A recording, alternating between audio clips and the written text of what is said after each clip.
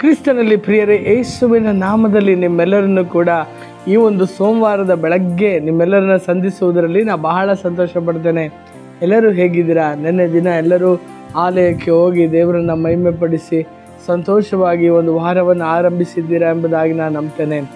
ಪ್ರೀತಿಯ ದೇವಜನರೇ, ಒಂದು ವಾಕ್ಯವನ್ನು ನಿಮ್ಮೊಂದಿಗೆ ನಾನು ಹಂಚಿಕೊಳ್ಳಲು ಬಯಸ್ತೇನೆ. ಅನೇಕ ಸಮಯದಲ್ಲಿ ದೇವರ ಮಕ್ಕಳಾಗಿರುವಂಥ ನಾವು ಕೊಟ್ಟಂಥ ಮಾತುಗಳನ್ನು ನೆರವೇರಿಸಿಕೊಳ್ಳೋದಿಲ್ಲ.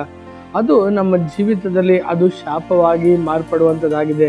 ನೀವು ಕೀರ್ತನೆಗಾರನು ಬರೆದ ಕೀರ್ತನೆಯಲ್ಲಿ 15ನೇ ಅಧ್ಯಾಯ ಅದರಲ್ಲಿ 4ನೇ ವಾಕ್ಯದಲ್ಲಿ ನಾವು ನೋಡುವಾಗ, ಕರ್ತನೇ ನಿನ್ನ ಗೂಡಾರದಲ್ಲಿ ತಂಗಿ ಬಾಳುವವನು ಯಾರು ಎಂಬುದಾಗಿ ಆ ಕೀರ್ತನೆಗಾರನು ಬರೆಯುವಾಗ 4ನೇ ವಾಕ್ಯದಲ್ಲಿ ಆತನು ಈ ರೀತಿಯಾಗಿ ಹೇಳ್ತಾನೆ, ನಷ್ಟ ಬಂದರೂ ಕೂಡ ಮಾತು ತಪ್ಪದವನಾಗಿರಬೇಕೆಂಬುದಾಗಿ ದೇವರ ವಾಕ್ಯದಲ್ಲಿ ನಾವು ನೋಡ್ತೇವೆ. ಅನೇಕ ಸಮಯದಲ್ಲಿ ನಾವು ಬಾಯಿಗೆ ಬಂದ ರೀತಿಯಲ್ಲಿ ಆ ಸಮಯಕ್ಕೆ ತಕ್ಕಂತೆ ಯಾವುದೇ ಒಂದು ಸಂತೋಷವಾಗಿ ಏನೇನೋ ಮಾತನಾಡ್ಬಿಡ್ತೇವೆ. ಆದರೆ ದೇವರು ಯಾರನ್ನ ತನ್ನ ಮಕ್ಕಳೆಂಬುದಾಗಿ ಆಶೀರ್ವದಿಸ್ತಾರೆ ಗೊತ್ತಾ?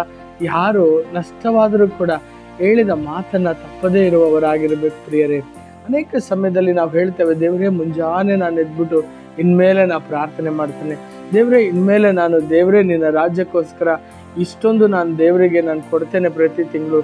ಅನೇಕ ಬಾರಿ ನಾವು ದೇವರೊಂದಿಗೆ ತೀರ್ಮಾನ ಮಾಡ್ತೇವೆ, ಇನ್ಮೇಲೆ ಇಷ್ಟು ಅಧ್ಯಾಯಗಳನ್ನು ನಾನು ದಿನ ಓದ್ತೇನೆ ಎಂಬುದಾಗಿ.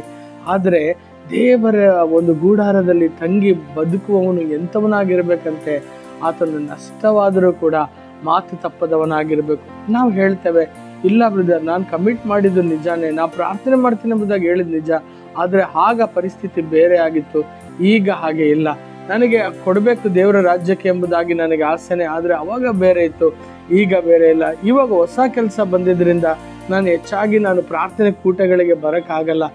ಸೇವೆಗೆ ನಾವು ಮಾಡಿರುವಂಥ ಒಪ್ಪಂದಗಳು, ಇಲ್ಲಿ ನಾನು ಎಲ್ಲ ಸಮಯದಲ್ಲೂ ಇರ್ತೇನೆ, ಎಲ್ಲ ಕಾರ್ಯಗಳಲ್ಲೂ ನಾನು ಜೊತೆಯಾಗಿರ್ತೇನೆ ಎಂಬುದಾಗಿ ಹೇಳಿದ್ದು ಆವಾಗ ಬೇರೆ ಆಗಿತ್ತು, ಈಗ ಬೇರೆ ಆಗಿದೆ. ಇಲ್ಲ ಪ್ರೀತಿಯ ದೇವಜನರೇ, ನಾವು ಅನೇಕ ಸಮಯದಲ್ಲಿ ನಾವು ಈ ರೀತಿಯಾದಂಥ ತಪ್ಪುಗಳನ್ನ ಮಾಡ್ತೇವೆ.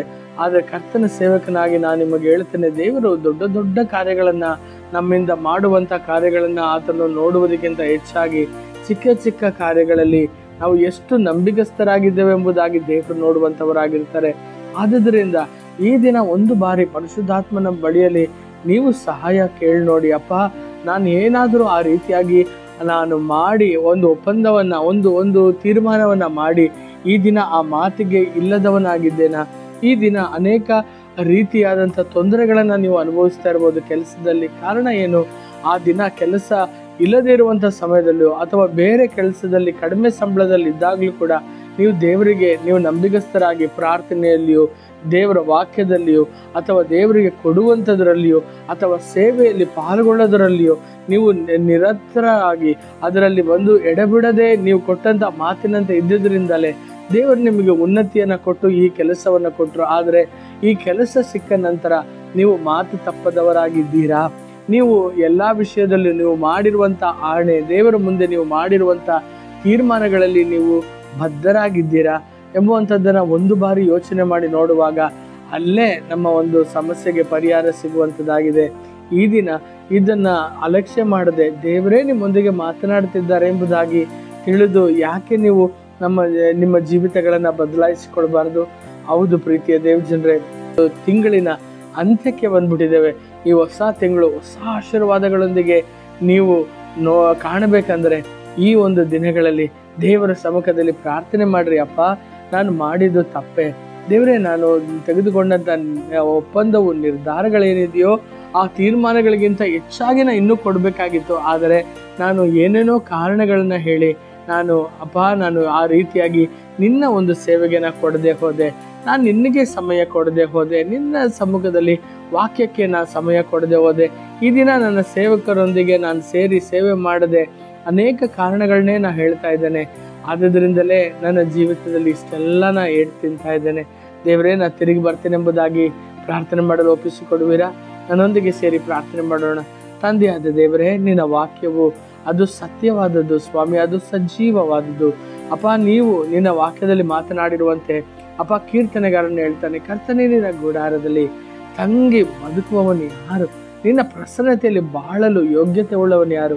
ಆತನು ಆಣೆ ಇಟ್ಟು ಕೂಡ ಅದು ನಷ್ಟವಾದರೂ ಕೂಡ ಆತನು ಮಾತು ತಪ್ಪದವನಾಗಿರಬೇಕು. ಆತನು ಆಣೆ ಇಟ್ಟು ಆತನು ಏನೇ ಒಂದು ತೀರ್ಮಾನ ಮಾಡ್ತಾನೋ ಅದರಲ್ಲಿ ನಷ್ಟ ಬಂದರೂ ಕೂಡ ಮಾತು ತಪ್ಪದವನಾಗಿರಬೇಕು. ಹೌದು ದೇವರೇ, ಅಪ್ಪ, ಇದಕ್ಕೆ ಪ್ರತಿಫಲ ಕೊಡುವ ದೇವರು ನೀನಾಗಿದ್ದೀರಾ. ಅದು ಎಂತಹದೇ ಪರಿಸ್ಥಿತಿಯಲ್ಲೂ ಕೂಡ ನಾವು ತೆಗೆದಂಥ ತೀರ್ಮಾನಗಳಲ್ಲಿ ನಾವು ಹಿಂಜಾರ ಕೊಡೋದು. ಎಷ್ಟೋ ಸಮಯದಲ್ಲಿ ಮುಂಜಾನೆ ಎದ್ದು ಪ್ರಾರ್ಥಿಸ್ತೇನೆ ಎಂಬುದಾಗಿ ಒಪ್ಪಿಸಿಕೊಟ್ಟ ನಾವು ನಿನ್ನ ಸಮ್ಮುಖವನ್ನೇ ಹುಡುಕದೆ ಎಷ್ಟೋ ದಿನಗಳಾಗಿದ್ದೇವೆ ದೇವರೇ. ಈ ದಿನ ನಮ್ಮ ಜೀವಿತವನ್ನು ಮತ್ತೆ ಮುಟ್ಟು ಸ್ವಾಮಿ. ಸೇವೆಗೋಸ್ಕರ ನಮ್ಮ ಜೀವಿತವನ್ನು ಮುಡಿಪಾಗಿಡ್ತೇನೆ ಎಂಬುದಾಗಿ ನಾವು ಒಪ್ಪಿಸಿಕೊಟ್ಟ ನಾವು ಈ ದಿನ ಅಪ್ಪ, ಯಾವುದೋ ಒಂದು ಕಾರಣಾಂತರಗಳಿಂದ ಒಂದು ಚಿಕ್ಕ ಒಂದು ವೈಮನಸ್ಸುಗಳು, ಚಿಕ್ಕ ಒಂದು ಕೈತನಗಳ ಮಧ್ಯದಲ್ಲಿ ಈ ದಿನ ನಿನ್ನ ರಾಜ್ಯವನ್ನು, ನಿನ್ನ ಒಂದು ಸೇವೆಯನ್ನು ನಾವು ಅಲಕ್ಷ್ಯ ಮಾಡಿದ್ದೇವೆ. ಆದರೆ ನಾವು ಕೊಟ್ಟಂಥ ಮಾತಿನಂತೆ ನಡೆಯದೇ ಇದ್ದೇವಲ್ಲ ಸ್ವಾಮಿ. ಅದಕ್ಕಾಗಿ ನಮ್ಮನ್ನು ಕ್ಷಮಿಸು ದೇವರೇ. ಅಪ್ಪ, ಇನ್ನು ಮೇಲೆ ಅಪ್ಪ ನಾವು ಹೆಚ್ಚಾಗಿ ದೇವರೇ ಕೊಟ್ಟಂಥ ಮಾತಿಗೆ ಅಪ್ಪ ನಾವು ದೃಢರಾಗಿ ನಿಲ್ಲುವಂತೆ, ಅದಕ್ಕಾಗಿ ಅಪ್ಪ ಶ್ರಮಿಸುವಂತೆ ದೇವರೇ. ಅಪ್ಪ, ನೀನು ನೋಡುವಂಥ ದೇವರು, ನೀನು ನಮ್ಮನ್ನು ಕಾಣುವಂಥ ದೇವರು. ಅಪ್ಪ, ಪ್ರತಿಯೊಂದಕ್ಕೂ ದೇವರು ನೀವು ಅಪ್ಪ, ನಾವು ನಿಮಗೆ ಲೆಕ್ಕವನ್ನು ಒಪ್ಪಿಸಬೇಕೆಂಬುದಾಗಿ ತಿಳಿದು ಅಪ್ಪ ಭಯಭಕ್ತಿಯೊಂದಿಗೆ ಅಪ್ಪ ನಮ್ಮ ನಾಲಿಗೆ ಮೇಲೆ ಹತೋಟಿ ಇರುವಂತೆ, ಕೊಟ್ಟಂಥ ಮಾತುಗಳಿಗೆ ಅಪ್ಪ ದೃಢವಾಗಿ ನಿಲ್ಲುವಂತೆ ನೀವು ನಮ್ಮನ್ನು ನಡೆಸಿಕೊಡಿ ಎಂಬುದಾಗಿ ನಾವು ಪ್ರಾರ್ಥಿಸ್ತೇವೆ. ಪ್ರಾರ್ಥನೆ ಕೇಳಿರುವುದಕ್ಕಾಗಿ ಕೋಟಿ ಸ್ತೋತ್ರಗಳು ರಾಜ. ಈ ದಿನದಿಂದ ಹೊಸ ಆರಂಭವು ನಮ್ಮ ಜೀವಿತದಲ್ಲಿ ಉಂಟಾಗಲಿ. ನಿಲ್ಲಿಸಿರುವಂಥ ಎಲ್ಲ ಪ್ರಾರ್ಥನೆಯ ಅಪ್ಪ ಒಂದು ಸಮಯವು ಮತ್ತೆ ಆತ್ಮೀಕವಾದಂಥ ಬೆಳವಣಿಗೆಗೆ ನಾವು ತೆಗೆದಂಥ ಎಲ್ಲ ತೀರ್ಮಾನಗಳು ಮತ್ತೆ ಆರಂಭವಾಗಲಿ. ಎಲ್ಲ ಸ್ತುತಿ ಘನ ಮಾನ ಮಹಿಮೆ ನೀನೊಬ್ಬನಿಗೆ ಸಮರ್ಪಿಸ್ತೇವೆ ಯೇಸುವಿನ ನಾಮದಲ್ಲಿ ತಂದೆಯೇ, ಆಮೇನ್ ಆಮೇನ್. ನನ್ನ ಪ್ರೀತಿಯ ಜನರೇ, ಈ ಒಂದು ದಿನ ದೇವರು ಮಾತನಾಡಿರುವಂಥ ಮಾತನ್ನ ದೇವರ ಸಮ್ಮುಖದಲ್ಲಿ ಕುಳಿತು ಪ್ರಾರ್ಥನೆ ಮಾಡಿ ಮತ್ತೆ ನೀವು ಕಳೆದುಕೊಂಡಂತಹ ದೇವರ ಮಹಿಮೆಯನ್ನು ಹೊಂದಿಕೊಳ್ಳುವುದಕ್ಕೆ ಈ ಚಿಕ್ಕ ನಿರ್ಧಾರ ನಿಮ್ಮಲ್ಲಿ ದೊಡ್ಡ ಮಾರ್ಪಾಡನ್ನು ತರ್ತದೆಂಬುದಾಗಿ ನಾನು ನಂಬ್ತೇನೆ. ಕರ್ತನು ನಿಮ್ಮನ್ನು ಏರಾಳವಾಗಿ ಆಶೀರ್ವದಿಸಲಿ.